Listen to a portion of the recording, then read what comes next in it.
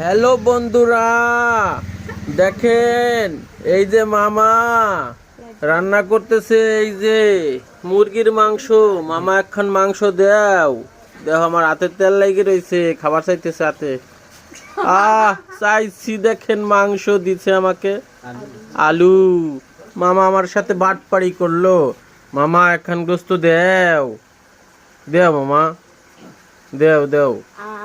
হ্যাঁ, ওরে আল্লাহ, মামাদি কিপটার একেবারে বাপ। গোস্ত না কি দিছে এই যে।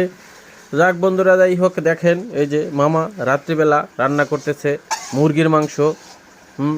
আমি এইখানে বসে পড়ছি, ঘিরানে কয়েকটা খাইয়ে ফেলছি। এরপরে চাইছি, মামা আমার উপরে রাগ হয়ে এই যে আলু দিছে, মাংস দিল ছোট।